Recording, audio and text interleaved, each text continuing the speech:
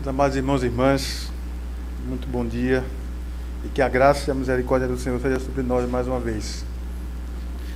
Abram comigo suas Bíblias no livro de Daniel, e acompanhem comigo a leitura do segundo capítulo. Livro de Daniel, no segundo capítulo.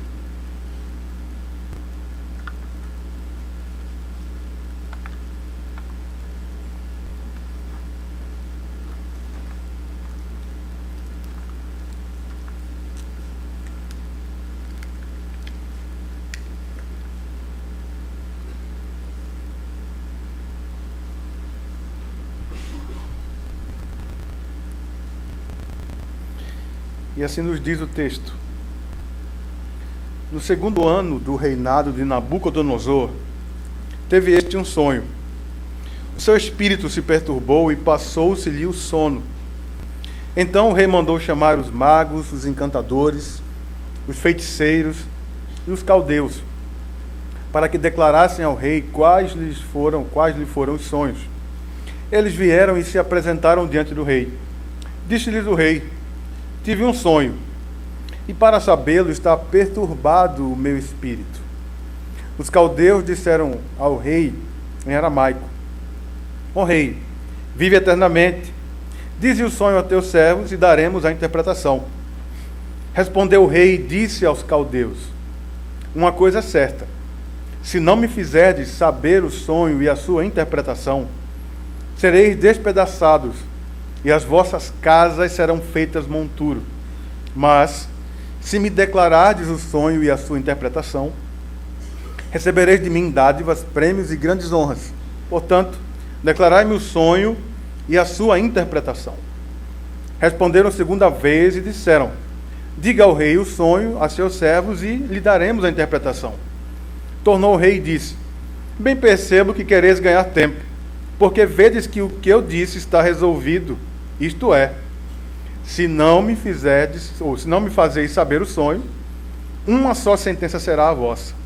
Pois combinastes palavras mentirosas e perversas para as proferides na minha presença, até que se mude a situação. Portanto, dizei-me o sonho, e saberei que me podeis dar-lhe a interpretação.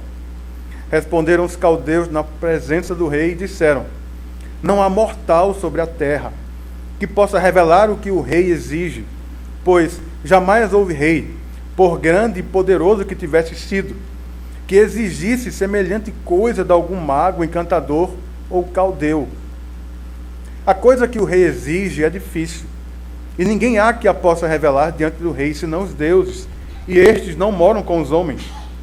Então o rei muito se irou e enfureceu, e ordenou que matassem a todos os sábios da Babilônia. Saiu o decreto segundo o qual deviam ser mortos os sábios, e buscaram a Daniel e a seus companheiros para que fossem mortos. Então Daniel falou, avisada e prudentemente, a Arioque, chefe da guarda do rei, que tinha saído para matar os sábios da Babilônia. E disse a Arioque, encarregado do rei: por que é tão severo o mandado do rei? Então Arioque explicou o caso a Daniel. Foi Daniel ter com o rei e lhe pediu designasse o tempo, e ele revelaria ao rei a interpretação. Então Daniel foi para casa e fez saber o caso a Ananias, Misael e Azarias, seus companheiros, para que pedissem misericórdia ao Deus do céu sobre este mistério, a fim de que Daniel e seus companheiros não perecessem com o resto dos sábios da Babilônia. Então foi revelado o mistério a Daniel numa visão de noite. Daniel bendisse o Deus do céu. Disse Daniel: seja bendito o nome de Deus, de eternidade a eternidade, porque dele é a sabedoria e o poder. É ele quem muda o tempo e as estações, remove reis e estabelece reis. Ele dá sabedoria aos sábios e entendimento aos inteligentes. Ele revela o profundo e o escondido. Conhece o que está em trevas e com ele mora a luz. A ti, ó Deus, Deus de meus pais, eu te rendo graças e te louvo, porque me deste sabedoria e poder. E agora, me fizeste saber o que te pedimos, porque nos fizeste saber este caso do rei. Por isso, Daniel foi ter com Arioque, ao qual o rei tinha constituído para exterminar os sábios da Babilônia. Entrou e lhe disse: não mates os sábios da Babilônia. Introduze-me na presença do rei e revelarei ao rei a interpretação. Então Arioque depressa introduziu Daniel na presença do rei e lhe disse: achei um dentre os filhos dos cativos de Judá, o qual revelará ao rei a interpretação. Respondeu o rei e disse a Daniel, cujo nome era Beltesazar: podes tu fazer-me saber o que vi no sonho e a sua interpretação? Respondeu Daniel na presença do rei e disse: o mistério que o rei exige, nem encantadores, nem magos, nem astrólogos o podem revelar ao rei, mas há um Deus no céu, o qual revela mistérios, pois fez saber ao rei Nabucodonosor o que há de ser nos últimos dias. O teu sonho e as visões da tua cabeça, quando estavas no teu leito, são estas. Estando tu, ó rei, no teu leito, surgiram-te pensamentos a respeito do que há de ser depois disto. Aquele, pois, que revela mistérios te revelou o que há de ser. E a mim me foi revelado este mistério, não porque haja em mim mais sabedoria do que em todos os viventes, mas para que a interpretação se fizesse saber ao rei, e para que entendesses as cogitações da tua mente. Tu, ó rei, estavas vendo, e eis aqui uma grande estátua. Esta, que era imensa e de extraordinário esplendor, estava em pé diante de ti, e a sua aparência era terrível. A cabeça era de fino ouro, o peito e os braços de prata, o ventre e os quadris de bronze, as pernas de ferro, os pés em parte de ferro, em parte de barro. Quando estavas olhando, uma pedra foi cortada sem auxílio de mãos, feriu a estátua dos pés de ferro e de barro e os esmiuçou. Então foi juntamente esmiuçado o ferro, o barro, o bronze, a prata e o ouro, os quais se fizeram como a palha das eiras no estio, e o vento os levou, e deles não se viram mais vestígios. Mas a pedra que feriu a estátua se tornou em grande montanha, que encheu toda a terra. Este é o sonho, e também a sua interpretação diremos ao rei. Tu, ó rei, rei de reis, a quem o Deus do céu conferiu o reino, o poder, a força e a glória, a cujas mãos foram entregues os filhos dos homens, onde quer que eles habitem, e os animais do campo e as aves do céu, para que dominasses sobre todos eles. Tu és a cabeça de ouro. Depois de ti se levantará outro reino, inferior ao teu, e um terceiro reino de bronze, o qual terá domínio sobre toda a terra. O quarto reino será forte como o ferro, pois o ferro a tudo quebra e esmiuça. Como o ferro quebra todas as coisas, assim ele fará em pedaços e esmiuçará. Quanto ao que viste dos pés e dos artelhos, em parte de barro, de oleiro, e em parte de ferro, será esse um reino dividido. Contudo, haverá nele alguma coisa da firmeza do ferro, pois que viste o ferro misturado com barro de lodo. Como os artelhos eram em parte de ferro e em parte de barro, assim, por uma parte, o reino será forte, e por outra, será frágil. Quanto ao que viste de ferro misturado com barro de lodo, misturar-se-ão mediante casamento, mas não se ligarão um ao outro, assim como o ferro não se mistura com o barro. Mas nos dias destes reis, o Deus do céu suscitará um reino que não será jamais destruído. Este reino não passará a outro povo, esmiuçará e consumirá todos estes reinos, mas ele mesmo subsistirá para sempre. Como viste que do monte foi cortada uma pedra, sem auxílio de mãos, e ela esmiuçou o ferro, o bronze, o barro, a prata e o ouro. O grande Deus fez saber ao rei o que há de ser futuramente. Certo é o sonho, e fiel a sua interpretação. Então, o rei Nabucodonosor se inclinou, e se prostrou o rosto em terra perante Daniel, e ordenou que lhe fizessem oferta de manjares e suaves perfumes. Disse o rei a Daniel: certamente o vosso Deus é o Deus dos deuses, e o Senhor dos reis, e o revelador de mistérios, pois pudeste revelar este mistério.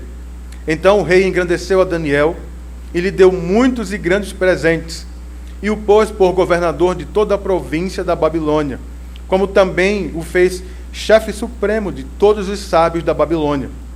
A pedido de Daniel, constituiu o rei a Sadraque, Mesaque e Abednego sobre os negócios da província da Babilônia. Daniel, porém, permaneceu na corte do rei. Vamos orar uma vez mais, curva sua cabeça. Ó Pai, mais uma vez te rendemos graças, Senhor. Te louvamos e bendizemos pela Tua palavra. E clamamos por Tua misericórdia, Senhor, nesse instante. Nos auxilia, Senhor, nos ajuda na exposição de Tua palavra, na compreensão dela, Senhor. E que venha graça da Tua parte, para a glória do Teu nome e a edificação do Teu povo. Em nome do Senhor Jesus. Amém.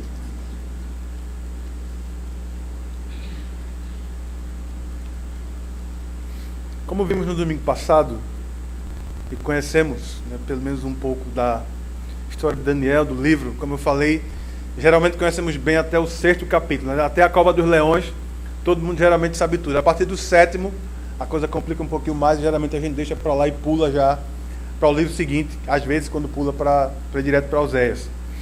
Então Daniel e seus amigos eram de família nobre de Judá, faziam parte da nobreza de Judá, que foram levados cativos para a Babilônia. Daniel foi profeta do Senhor tanto para Israel, né, para Judá, e também para outras nações, ali o Império Babilônio, e também profetizou também para outros povos. Ele, como profissional, né, digamos assim, ele foi um grande estadista político e também conselheiro real, e passou por 4 governos, ou por 4 reis. E se você observar o versículo 21 do capítulo 1, ele foi até o 1º ano do reinado de Ciro. O estilo do seu livro é narrativo. Ele está narrando o que aconteceu ali com ele naquele período do cativeiro. Mas é um livro que também, além de conteúdo histórico, também tem conteúdo escatológico. Daniel é o livro mais apocalíptico do Antigo Testamento. Mas como todos os outros livros narrativos do Antigo Testamento, o grande destaque do livro de Daniel também é o anúncio de Cristo. As profecias, figuras, até a cristofania que acontece também lá na fornalha. Cristo é anunciado, como todos os outros livros do Antigo Testamento, também apontam para ele de várias formas. Nesse capítulo vamos ver aqui que isso tem tudo a ver com Cristo. Essa profecia aponta completamente para ele. O Deus de Israel também é reconhecido nesse livro pelos próprios imperadores como o soberano sobre todas as nações, como o Rei dos Reis e como o Senhor dos Senhores. Foi assim com Nabucodonosor, foi assim também com Dario, com Ciro. O próprio Belsazar, filho de Nabucodonosor, da pior maneira, descobriu e provou isso também em sua própria pele. Como sabemos, os judeus foram levados para o cativeiro por causa da sua idolatria. O Senhor foi muito claro quando fez aliança com eles. Olha, se vocês se meterem em idolatria, se vocês abandonarem os meus caminhos e servirem a outros deuses, eu vou levar vocês para serem cativos de outros povos, até que lá vocês se arrependam. E aí eu vou trazer vocês de volta para a terra que dei a vocês e aos vossos pais. Nesse período aí, entre o 7º século, 6º século antes de Cristo, entre os judeus havia um tipo de crendice de que eles eram um povo intocável. Nenhum tipo de mal poderia acontecer a eles. Eles diziam, nós temos o templo. Quem tocar no templo, o Senhor vai destruí-los. O templo se tornou um tipo de amuleto para aquele povo. Mas o Senhor falou através dos profetas, Jeremias, Abacuque. Olha, vocês vão para o cativeiro. Arrumem tudo, se preparem, porque vocês vão para o cativeiro. Mas eles não deram ouvidos, eles não creram. Foram levados para o cativeiro. E agora no cativeiro? Como servir a Deus em terra estranha? Há um salmo que é muito marcante, que trata sobre esse contexto. Salmo 137. Como entoaremos nós os cânticos de Sião em terra estranha? E agora, como cativos aqui, não temos mais liberdade. Eles não tinham nem mais lugar onde cultuar. Provavelmente foi lá nesse período que a sinagoga se desenvolveu. E eles, de alguma maneira, poderiam então manter ainda um pouco da sua fé, da sua cultura judaica. Mas essa então foi a vida de Daniel, Ananias, Misael e Azarias, vivendo numa terra estranha, como cativos, distantes. E parecia certo que esses poucos fiéis morreriam. Parecia certo. Como é que adolescentes, garotos ainda, poderiam sobreviver dentro de uma pressão tão grande que deveria ser aquele império babilônico?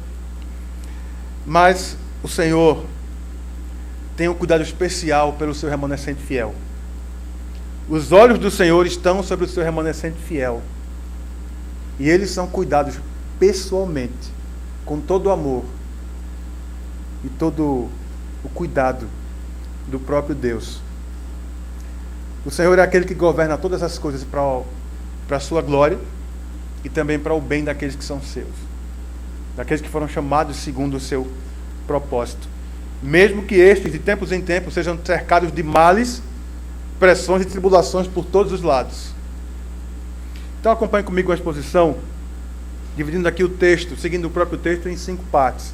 Então a primeira parte aqui nós vamos ver o sonho do rei e a sua ordem, o seu decreto, que vai do versículo 1 ao 13. Talvez alguém se perguntasse, por que alguém tão poderoso, um homem talvez tão seguro, tão cheio de si, se perturbaria por causa de um sonho? Talvez um pesadelo para ele. Não havia aparentemente nenhuma ameaça real ao seu governo, ao seu domínio sobre os povos. Ele tinha riquezas, poder, tinha um grande exército, era popular, respeitado, temido. A sua palavra nunca era questionada ou a sua vontade contrariada. O rei falou, está falado. Mas a questão é que o sonho foi dado por Deus. Eis a diferença. O sonho foi dado por Deus. E mesmo o poderoso Nabucodonosor ficou sem paz e sem sossego. Mesmo com tanto poder e riqueza, tantos sábios e encantadores à sua disposição, ninguém pôde lhe dar aquilo que ele exigiu. Só para você entender aqui, você leu comigo várias vezes esse termo aí, os caldeus. Mas caldeus aí não quer dizer que eram o povo da Caldeia, que era da Babilônia. Era um tipo de sábio, de mago, adivinhador, que estava entre aqueles sábios que estavam à disposição do rei. Então, ele prometeu grandes prêmios e honras para aqueles que contassem o sonho dessa interpretação. Esse tipo de atitude era muito própria dos governantes daquela época. Dar grandes prêmios para que fizesse aquilo que ele queria, para que realizasse sua vontade.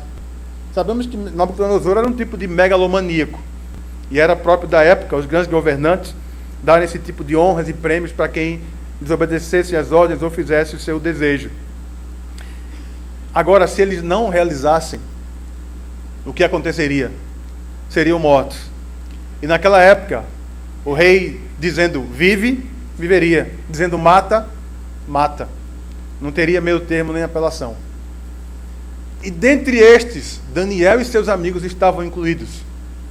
Por isso que quando Arioque levou a ordem, recebeu a ordem, ele foi, inclusive estavam procurando os 4 homens de Judá, os 4 jovens de Judá, para matá-los também, porque eles faziam parte dos sábios da Babilônia. Então, o rei ficou muito furioso, porque ninguém disse nada, e deu então essa ordem. E por que essa fúria tão grande do rei? Não era simplesmente porque ninguém deu a ele a resposta, mas porque ele se encontrou numa situação sobre a qual ele não tinha nenhum controle. O grande imperador, o grande rei daquela época, que subjugava povos, estava passando por uma situação sobre a qual ele não tinha controle. Ele perdeu o sono, perdeu a paz, e ele não tinha o que fazer para remediar isso, ele não tinha controle sobre isso. E isso fez com que a sua fúria aumentasse. Deixa eu só fazer uma pergunta aqui para você entrar comigo aqui no texto. Como é que você se sente quando acontece alguma coisa sobre a qual você não tem controle nenhum? Talvez na família, no local onde você trabalha. Talvez você tenha até poder, influência. Mas chega uma situação que você não consegue controlar e você olha para todos os lados e não tem aparentemente nenhuma solução. Como é que você se sente? Esse rei ímpio aqui ficou furioso e queria matar todo mundo. Vocês estão aqui, são pagos para isso, não podem resolver, então vão embora, mata todo mundo. Não serve, mata. Uma outra coisa provável é que grande insegurança tenha vindo sobre o coração, sobre o espírito desse rei. Por que isso? Como falei, o sonho foi dado por Deus. E o sonho estava todo na mente dele. Tanto é que ele pediu para alguém contar. Se alguém contasse alguma coisa diferente, ele ia dizer, peraí, não tinha isso no sonho não. Ele tinha um sonho na mente dele, todo o sonho. De alguma maneira, ele sentia, mesmo que não soubesse, que tinha a ver com o futuro dele e com o futuro do império. Provavelmente a insegurança tomou conta do coração desse rei. Por isso ele estava assim. E deu essa ordem para matar aqueles que poderiam dar a ele a solução e não deram. Era algo sobrenatural. Por isso os magos disseram: isso é coisa que somente os deuses podem dizer, e eles não moram com os homens. Então, essa foi a primeira parte, o sonho do rei e a sua ordem. A segunda parte, a iniciativa de Daniel e sua dependência de Deus. Versículos 14 ao 23. Então, ao saber dos acontecimentos, Daniel prontamente vai buscar em Deus a resolução da questão. Daniel e seus amigos provavelmente tinham conhecimento daquela carta que Jeremias enviou para os cativos. Está em Jeremias capítulo 29. Olha, vivam a vida de vocês. Casem, plantem, trabalhem. Busquem a paz da cidade, porque na paz da cidade vós tereis paz. Eles provavelmente tinham conhecimento dessa carta que Jeremias, usado por Deus, enviou para os cativos de Judá. E aqui vamos ver uma outra coisa acontecendo também. Fruto da promessa que Deus fez a Abraão.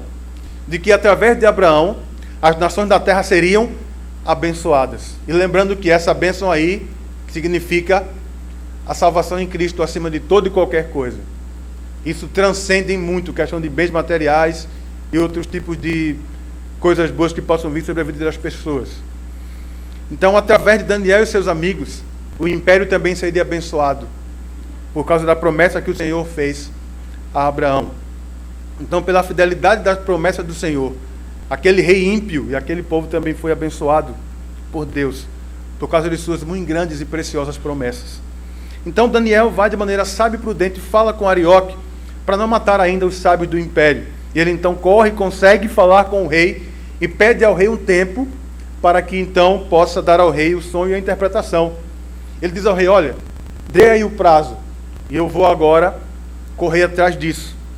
Então o rei dá ouvidos a Daniel, o ouve, e então ele vai e aciona seus amigos para se unirem com ele em oração, para buscarem, para clamarem ao Senhor, para que resolvessem aquela questão. Eles pediam a Deus por suas misericórdias, por causa do que estava acontecendo. Tinha a ver primeiro com a vida deles também, e com a dos outros magos ali, com os outros sábios ali da Babilônia. Então, por mais que eles não tivessem talvez a ideia plena naquela hora, mas Daniel, sem dúvida alguma, tinha consciência no coração de que Deus estava movendo a história daquele império, estava movendo as coisas naquele momento, e era ele o único que poderia realmente dar a direção para aquela situação. Então, não se sabe quanto tempo depois, mas o Senhor revelou o sonho e deu a sua interpretação para Daniel. E aí então, quando isso acontece, Daniel vem e explode em adoração e louvor ao Senhor, versículos 19 a 23. Então, Deus, de muitas maneiras, às vezes, nos conduz, conduz os seus servos a circunstâncias adversas para nos conduzir, para nos motivar à oração. Ele faz isso muitas vezes conosco, muitas vezes. Então, Daniel aqui, ao obter a resposta das orações, ele ficou maravilhado e então exalta ao Senhor, como quem? Como aquele que tem todo o poder e autoridade sobre os reinos, que é a fonte de todo conhecimento, de inteligência e sabedoria, e aquele que revela o que está oculto. Então, essa aqui é a mensagem central do capítulo 2. Deus é o Senhor da história. É Ele quem estabelece reis e quem remove os reis. É Ele quem move as peças. É Ele quem dirige a vida de cada um pessoalmente e também dos reinos. É Ele quem guia todas as coisas. E a interpretação do sonho vai mostrar daqui para um pouquinho mais à frente, que é o seu reino. É o seu reino que domina sobre tudo. Então, aqui a terceira parte, nós vamos ver que Daniel é levado ao rei e lhe dá as boas novas. Versículos 24 ao 30. Então, Daniel é levado à presença do rei e lhe revela que aquele sonho, e diz que aquele sonho foi dado por Deus ao rei. O Senhor estava revelando os seus propósitos a um rei pagão. Ele estava mostrando a esse rei quem é o eterno e supremo governante desse mundo. Não é nenhum homem. É o céu que reina. É Deus quem reina. Passam reis, passam governantes, mas o Senhor continua guiando tudo de acordo com o conselho da sua vontade. Então esse é o ponto desse 2 capítulo. Alguns salmos expressam isso, como o salmo de número 9, o salmo 29, o 93, o 97 e o 99, que inclusive esses três últimos começam com a seguinte frase: reina o Senhor. É um ato contínuo de Deus. Ele reina hoje. Quando lermos amanhã esse salmo, diz a mesma coisa: reina o Senhor. E será assim eternamente. O Senhor reina sempre e eternamente. Então, de forma gradativa, aqui no livro de Daniel como um todo, em sua narrativa, nós percebemos que o Senhor foi se revelando a esse homem ímpio de maneira gradativa e também ao seu império. Os jovens de Judá foram grandemente usados para isso. Então, no próximo capítulo, se Deus quiser, vamos ver a situação deles na fornalha. Aqui, voltando a esse ponto, Daniel reafirma o que os sábios disseram: olha, o que o rei exige, nem encantadores, nem magos o podem revelar. Mas há um Deus no céu, o qual revela os mistérios, pois fez saber ao rei o que há de acontecer nos últimos dias. De maneira semelhante a José no Egito, quando o faraó teve aquele sonho, José foi levado por Deus à presença do faraó e interpretou o sonho. E quando todos apontaram: olha, esse aí pode revelar, esse aí, o que foi que José disse? Isso não está em mim, mas há um Deus no céu que pode revelar e que pode interpretar. A ele pertencem os sonhos, as visões e as interpretações. Daniel age de forma semelhante e diz que é no Senhor que está o revelar os sonhos, as visões e dar a sua interpretação. Então aqui o sonho revelado e interpretado aponta, e preste atenção nisso, aponta para a inauguração dos últimos dias com a vinda de Cristo à terra. Você vai ver isso, Mateus, por exemplo, capítulo 3, versículo 2, com João Batista ali pregando: olha, arrependei-vos, porque está próximo o reino dos céus, ou o reino de Deus.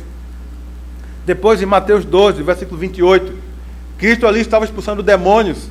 Eles disseram: ele expulsa os demônios por Beelzebul, o maior dos demônios. E Cristo falou: olha, como é que um reino subdividido contra si vai subsistir? Agora, se eu expulso os demônios pelo Espírito de Deus, certamente é chegado entre vós, sobre vós, o reino de Deus. Então, os últimos dias aqui significa a inauguração, sim, quando Cristo, vindo para cá, encarnando, com a sua morte e ressurreição, vem e inaugura estes últimos dias. E o que entendemos biblicamente por últimos dias? O período que está compreendido entre a vinda de Cristo e sua obra redentora e o dia que ele vai voltar para buscar então a sua igreja e consumar a sua obra. Quarto trecho. Daniel conta o sonho e a sua interpretação ao rei, versículos 31 ao 45. Então Daniel descreve tudo o que o rei viu em seu sonho. A grande estátua, com as suas partes descritas, e a pedrinha que fera a estátua. Daniel conta tudo. A estátua, com cada uma de suas partes, de metais preciosos, e por fim de ferro, de barro, representam então 4 reinos. A pedrinha se torna uma grande montanha e enche então toda o Império Babilônico. Braços de prata, o Império Medo-Persa. O ventre e os quadris de bronze, em seguida viria que era o Império Grego. E as pernas de ferro, com os pés parte de ferro e parte de barro, o Império Romano. Então, a pedra cortada sem o auxílio de mãos humanas é Cristo, que vem à terra para realizar o eterno propósito de Deus nele, de vir, de encarnar, sim, assumir a forma humana, realizar ali o sacrifício em nosso lugar, tomando nosso lugar na cruz, morrendo, mas ressuscitando para nos justificar, nos apresentar diante de Deus como filhos e filhas, resgatados e conquistados por sua morte e ressurreição, pela sua vitória. Então, esse é o reino, na visão que o rei tem, na interpretação que Daniel dá. Esse é o reino que interfere na história da humanidade de maneira irresistível e que reino nenhum pode resistir. Um reino sempre crescente, aniquilando tudo que tentar impedir o seu progresso e estabelecendo-se sem qualquer rivais ou sem qualquer ameaça, mesmo em meio a perseguições, mesmo em meio à oposição. Um reino permanente que vai se expandir por toda a terra, até que todos reconheçam o seu domínio supremo e eterno sobre tudo e sobre todos. Esse reino foi inaugurado quando? Nos dias do Império Romano. O período em que Cristo foi enviado à Terra, o período em que ele, então, nasceu e encarnou. Os últimos dias foram inaugurados com a vinda de Cristo. Essa pedra, pedra de esquina, pedra preciosa, rocha de ofensa, veio nos dias do Império Romano para estabelecer, então, esse reino, que não é um reino visível, é um reino espiritual. A quinta parte, então, quinta e última parte. Seus amigos, tudo. Nabucodonosor se prostra aos pés de Daniel e manda fazer-lhe ofertas de manjares e trazer suaves perfumes. Mas isso, na verdade, não era para Daniel, mas para o Deus a quem Daniel servia. Então, como o Deus de Daniel não estava ali presente fisicamente, Nabucodonosor o homenageia como seu representante que estava ali diante dele, como seu porta-voz que o representava. Então, o rei reconheceu a Deus, mas não ainda devidamente, não ainda como deveria, como iria reconhecer daqui a uns tempos mais para frente. A sua reação, embora demonstrando grande admiração, ainda foi superficial. Foi uma questão de momento, como dizemos.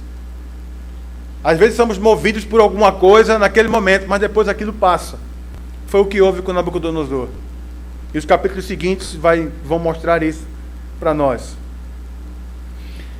Ele classificou o Senhor como o Deus dos deuses e o Senhor dos reis. Mas nos próximos capítulos veremos como Deus vai humilhá-lo, como Deus vai fazê-lo reconhecer que Ele, e somente Ele, que somente o nosso Deus é o único Senhor. Então ele se prostra. Como imaginar um rei tão orgulhoso, tão cheio de si, se curvar diante de uma revelação tão grande, por mais grandiosa que fosse? Mas é isso que o Senhor faz com aqueles que se acham poderosos, que acham que são aqueles que movem a história, que fazem o que acontecem. Em dado momento, o Senhor vem e quebra as suas pernas. O Senhor vem e os prostra e mostra para eles quem é o Senhor, quem é Deus e quem é que manda. Quem é que coloca os reis e quem é que tira os reis. Quem é que move a história da humanidade de fato. Então, esse rei agora humilhado e admirado engrandece a Daniel, o coloca ali como chefe, supervisor, governador de toda a Babilônia, toda a província babilônica, sábios. Também lhe deu muitos presentes, como havia prometido, e Daniel então faz um pedido a ele, por seus amigos, e o rei os coloca também agora sobre os negócios da província da Babilônia. Preste atenção nisso. Jovens que seriam mortos, já era certa a morte deles, porque o rei já tinha expelido seu decreto. Mas como eu falei no início, o Senhor tem cuidado especial pelo seu remanescente fiel. O Senhor preservou aqueles jovens e os colocou em posição de destaque, porque estava dentro dos seus propósitos. O Senhor amava aqueles jovens e o Senhor ainda iria usá-los ali durante um tempo na Babilônia. E que aplicações então aqui finais nós podemos tirar para as nossas vidas desse texto?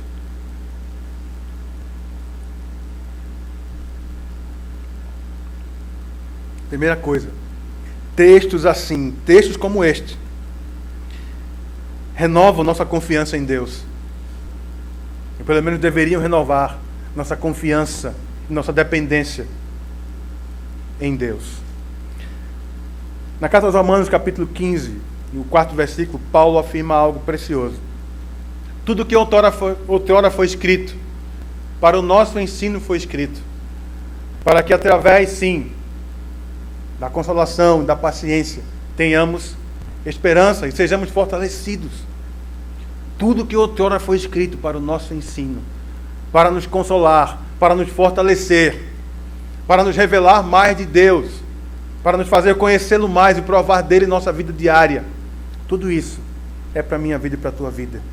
E textos como este, que deixam claro que Deus é o Senhor da história, de tudo e de todos, deve renovar nossa confiança e dependência dele. Segunda coisa, a história está nas mãos de Deus. É Ele quem governa tudo. Olha, está desgovernado. Está pior a cada dia e a gente não sabe o que vai acontecer. Nós sabemos o que vai acontecer, sim. Talvez nós saibamos exatamente os fatos e o que e como. mas sabemos qual é o final da história do mundo. Nós sabemos.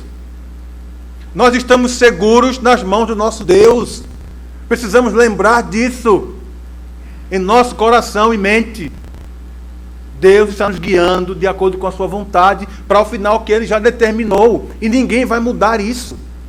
Nenhum homem, nenhum presidente, nenhuma presidente, nenhum governo, nenhum ditador, ninguém. Estamos seguros nas mãos daquele que escreve a história.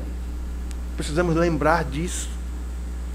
Uma outra coisa é que devemos ter os nossos olhos na eternidade. O rei ficou sabendo de coisas que ainda iam acontecer no futuro. E a última parte da sua visão aponta para o reino eterno. Que inclusive fez com que os outros reinos fossem até esquecidos. Porque para lembrarmos da Babilônia, do Império Medo-Persa, e até do grego, do romano, temos que ir para a história. Qual é a influência que eles exercem hoje, na atualidade? Qual é a grande influência deles? É claro, com exceção de algumas maléficas influências, por exemplo, da filosofia e da cultura grega, em algumas áreas do conhecimento humano. Mas quem é que continua influenciando e guiando tudo hoje? É Cristo e o seu reino. Precisamos lembrar disso. Não podemos esquecer. E ter os nossos olhos na eternidade, perspectivas de eternidade, porque isso aqui é passageiro. Mas nós temos um grande problema. Nossos olhos e corações, de muitas formas, de muitas maneiras, ainda continuam as coisas aqui da terra. Nossas preocupações estão muito voltadas aqui ainda, para o aqui e para o agora. De muitas formas. Estão consumindo em muito nossa energia e tempo. Porque nossos olhos insistem em ficar olhando para baixo. O coração continua tentado e cedendo aos desejos e coisas que o mundo oferece. E que o império desse mundo muitas vezes oferece para nós. Temos muita dificuldade em vários momentos em nos curvar ao senhorio de Cristo. Principalmente quando vem a adversidade, quando vem as tribulações, quando vem o perigo. Perdemos o sono, a paz quer ir embora. E acontece, muitas vezes, porque tiramos os olhos daquele que é o nosso Deus, que rege a história, para colocar os olhos em nós mesmos, nos nossos problemas e nas circunstâncias. E esquecemos de nos voltar para aquele que é o nosso Senhor, que é o nosso dono. Mas uma grande restauração de vida pode vir de um entendimento renovado da palavra de Deus sobre nossa existência. Os jovens de Judá que estavam no cativeiro foram exemplos deixados por Deus de que isso é possível. Não importa se estivermos tranquilos ou em grande tribulação. É o Senhor quem move nossa história. É o Senhor quem cuida de nós. Ele é o nosso pastor. Ele não tira férias, Ele não pisca os olhos, Ele não vai nos abandonar nunca, em nenhum momento. Qual é o propósito da tua vida? Qual é o propósito da tua vida? Dos teus estudos, da tua família, do teu trabalho? Para quem você vive? O que é que te move a acordar dia após dia? E outra pergunta. O que é que por acaso está perturbando a tua vida hoje? Talvez tirando o teu sono, tua paz, movendo lágrimas e te fazendo talvez olhar e ver que talvez não haja esperança para alguma coisa. Tem alguma coisa acontecendo assim na tua vida agora? Ou na tua família? Ou no teu trabalho? Ou nos teus estudos? No teu local de estudo? O Senhor tem o controle absoluto sobre tudo. Sobre tudo e sobre todos. Ele tem o controle absoluto da nossa vida pessoalmente, da nossa vida familiar, da nossa vida acadêmica, profissional, da nossa vida enquanto cidade, estado, nação. Ele tem o controle simplesmente sobre tudo. Controle absoluto. Absoluto. É Ele quem muda os tempos e as estações. Quem remove e estabelece os reis e quem dá sabedoria e entendimento. Então, se você estiver passando por um momento assim, se renda a Ele. Clame. Se prostre. Dobre o joelho. Se humilha. Não se feche em você mesmo. Não se feche nos teus problemas. Não se transforme numa ostra. Não entre em autocomiseração. Clame, se humilhe e clame. Não importa qual seja a situação. Clame, se humilhe e clame. A oração é o caminho para desfrutarmos da paz de espírito que só podemos ter em Cristo. Devemos ter parceiros de oração. O próprio Cristo, quando estava ali cercado por angústias de morte, disse: olha, eu estou angustiado aqui, minha alma está angustiada até a morte. O que é que ele foi fazer? Ele foi orar. E ele chamou seus 3 amigos, os mais chegados entre os apóstolos, para fazer isso. Embora eles tenham dormido, mas pelo menos foram com ele. E o próprio Senhor Jesus, grande aflição, possível, passa de mim este cálice. Pai, eu não quero morrer. Eu não quero me separar do Senhor por 3 dias. Mas contudo seja feita a tua vontade, não a minha. O próprio Cristo, o exemplo máximo de oração e de tudo, em toda virtude, também recorreu ao Pai em momentos assim. Não há nenhuma razão nesse mundo para nós, como cristãos, como filhos de Deus, ficarmos desencorajados com qualquer coisa que seja. Em todo o mundo, por todo o mundo, há homens, mulheres, jovens e crianças cujos corações Cristo reina, cujos corações do Senhor reina. Estamos aqui agora, por exemplo, livremente, mas há lugares aí afora, em outros continentes, em que irmãos nossos estão se reunindo escondidos, porque podem ser presos ou até perder suas vidas. Mas eles estão lá e não vão deixar de fazer isso nunca.